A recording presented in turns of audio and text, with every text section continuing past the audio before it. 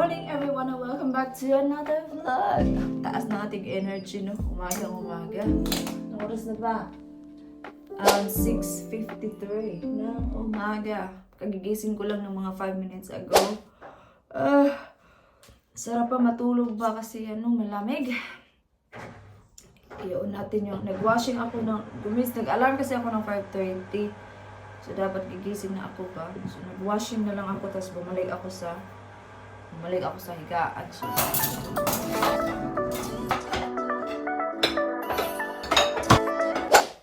lagay natin yung gagawa ako ng sandwich ni Kira sa school. Hindi kami nag-i-snow dito banda kung saan kami. Pero yung hangin pa, malamig. Share ko sa inyo guys. So, ready na yung aking application form. By the way, sa aking British citizenship. So, tapos na yung aking form. Na-fill ko na siya lahat online. Kailangan na lang siyang i-double check. Maybe tonight or sa weekend.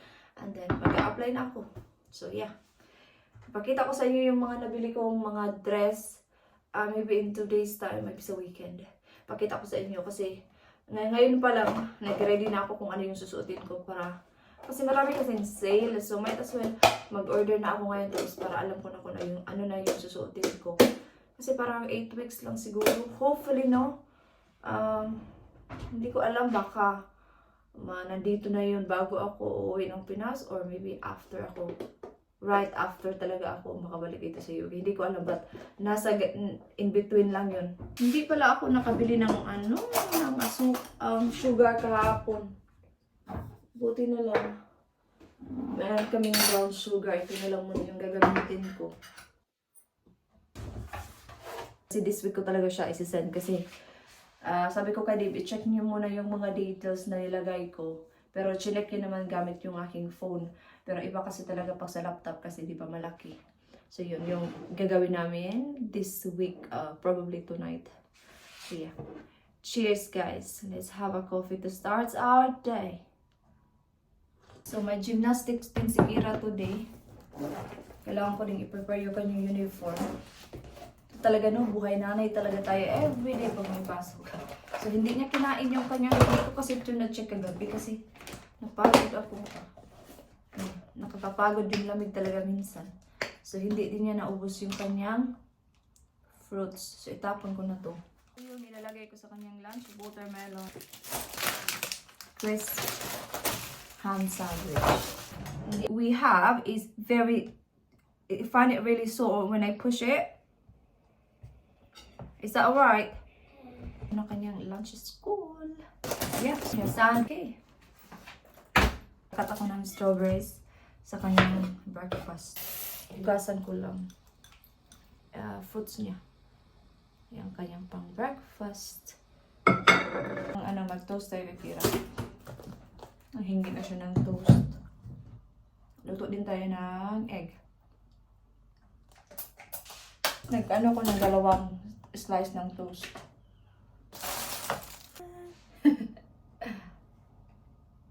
Relax. Yeah, you can relax while I'm gonna put your socks. We're getting ready for school. School run. I dropped... Souls, guys. There you go, my darling. Dun, dun, dun, dun. Are you gonna wear your body warmer or your proper one? Body. I'm boiling at school. Yeah, ako nilalamig siya. She said she's too hot. Can you get up? Come on. Guys, I'll tell you how many steps I've done. 1,655. Yeah. Stepping. Don't need a tie today. No. Okay, let's do your hair.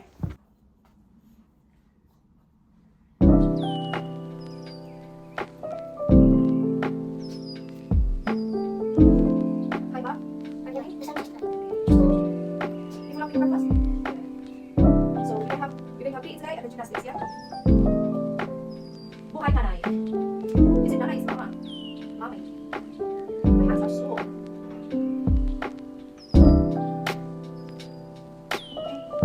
nakaalis na si Kira guys. So ngayon is maglilinis na ako. Normally pag nakaalis na siya, nagbabacuum talaga ako ng sahig. Kasi everyday talaga ako nagbabacuum. Kasi everyday tayo nagkakalat, everyday din ako nagbabacuum. Kahit hindi siya makalat, gusto ko lang i-maintain talaga na malinis. Kaya everyday ako naglilinis. Kahit half an hour lang, ganun. Punta dito yung friend ko kasi hapon pa daw, alas 3 pa daw yung pasok niya. So pupunta muna siya dito. Chika-chika muna kami. Tawag nito, magkape-kape, ganun.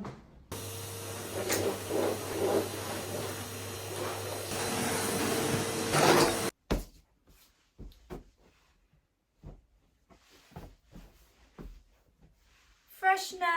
So may time pa naman ako kasi 11:30 pa naman yung pasok ko. 9 pa lang, so linis-linis muna tayo. Sprehan ko naman itong pabango ng kwarto. Bango-bango talaga nito guys. Gusto ko talaga mabango yung kwarto, mabango yung ano ba? Yung bahay. Gusto ko talaga. Okay, sa sala tayo maglinis. Actually, naglinis na ako ng isang araw. Pero nga, kasi nga may time pa ako. No, 9 pa lang. 9:02 pa lang. So, might as well, linis-linis pag may time. Para hindi masayang yung ating oras. Diba?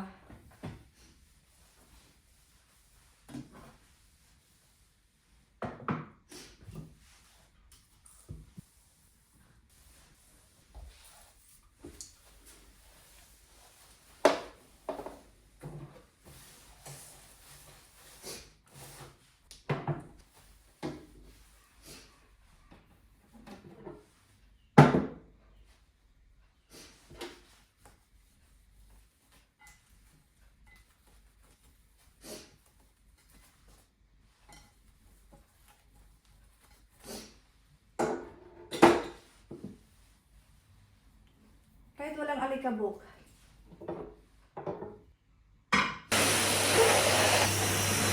So, galing na dito yung aking friend. So, hindi na ako nag-vlog kanina kasi syempre nag-usap-usap pa kami. So, kumain kami ng mince pies. So, nung ano pa to guys, nung Pasko pa, hindi pa naman siya expired. So, January 20 pa siya mag-expire. So, mag-get ready lang ako kasi papasok ako sa work. Nag 11:30. Anong oras na ba? It's mag-11:05 pa lang. So, maaga pa. And oh, lamig! So, kailangan ko lang mag-lipstick. So, kakauwi ko lang guys. Tingnan yung itsura ko.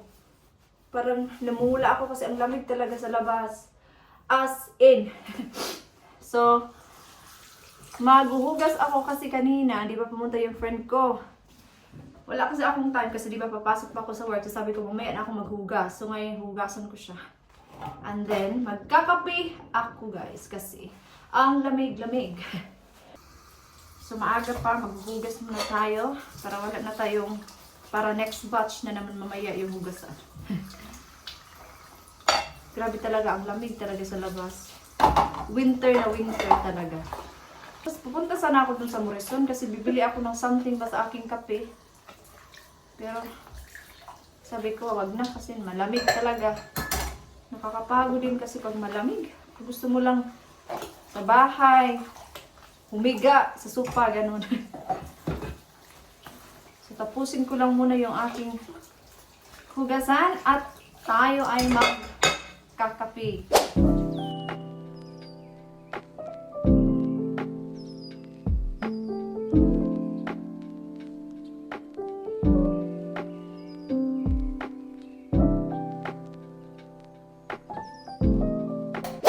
Oh, done! Sabi ni Dave kanina, nag-message siya. Gusto ko ba daw may pabili ba daw ako sa grocery kasi pupunta siya mamaya kung may pabili ako. So, nagbigay ako sa kanya ng mga listahan na gusto kong ipabili sa kanya.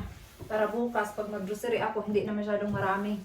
Kasi, pag marami din kasi yung binibili ko sa grocery, magkalisod. Kaya, sabi niya siya na daw pupunta mamaya para bumili ng iba kong kailangan. Kaya, tapos na ako hugas. Kita niyo ba ako guys? O kailangan ko pang i-on yung isang light dito sa taas. I think okay na yung ganyan. So, gumawa lang ako ng salad ni Dave. Kasi kagabi nagsalad din siya. Sabi niya magsasalad na naman din daw siya. Kasi nagustuhan niya yung dinner niya kagabi. Half lang yung ginamit ko. So, kakainin niya daw to kasi favorite niya din kasi talaga to. So, initin ko lang to. Hindi pa ngayon kasi. Mga ano pa siya guys, mga 50 minutes away pa. Mamaya, pagdating niya, initin ko na lang yan. Tapos ako is nagluto ako ng rice. Kasi may sobra pa ako. May isa pa kasi akong tinula na manok ko kagabi. So, yan yung kakainin ko. Ano oras ba? 5:25 pa lang kasi andan dito na si Kira no. Nag-ano lang siya, tawag yan eh. Naglaro siya ng kanyang Roblox na tablet ba. So, yun. Ang lamig talaga, guys. Diyan lang muna yan. Ano pa ba yung gusto kong gawin? So, na-stop yung aking video kasi tumawag yung aking friend na yung pumunta kanina ba. Kasi nag-apply kasi siya ng ibang job doon lang din sa work niya. Pero ibang department pa. Anyway, naglagay ako ng Mang Tomas dito sa plato ni Kira kasi mag-chicken nuggets at saka chips yung kakainin niya for dinner. Kasi gusto niya daw yung chicken nuggets. So, anyway, hindi naman lagi na nag-chicken nuggets. So, okay lang din. So, bukas magluluto na naman ako ng dinner. So, okay lang mag-chicken nuggets at saka chips. Kakaalis lang niya. Di ba kasi nag-grocery siya. So, nag-message siya na kakaalis niya lang. So, yun yung gagawin natin. Ito sa jacket potato. Siguro mga 10 minutes yan. And then, ito yung aking sardinas. Baka nga mag-sardinas na ako kasi isa na lang kasi yung aking tinula. Baka kulang. So, ito na lang din. Patatas, luto na siya. So, para medyo mag-crispy yung taas niya, ilagay ko yun mamaya dyan sa oven. Pero mamaya na pag nandito na siya or malapit na siya. And yung aking rice is luto na. Kunan ko muna si Kira ng tubig. Kasi wala siyang tubig. Nasa sala siya, doon siya kumain. Diyan natin ng tubig. Yeah, so nandito na si Dave. So ininit ko lang yung pagkain niya para makakain na siya. Kunti lang naman yung pinabili ko kasi ako na yung shopping sa Sabado. So pinabili ko siya ng strawberries, grapes, madalian na to, cheese and onion, body spray niya, and burgers. Ito, tinapay, and tsaka itlog. Masakit yung tiyan ko. At pagbili din ako ng tinapay para sa sandwich. And ano to? Another cheese and onion. Corned beef. Same yung dinner niya. And then itong breaded chicken fillet. Dalawa yung binili niya. Tsaka slice ng watermelon para kay Kira. Asukal kasi wala na kaming sugar.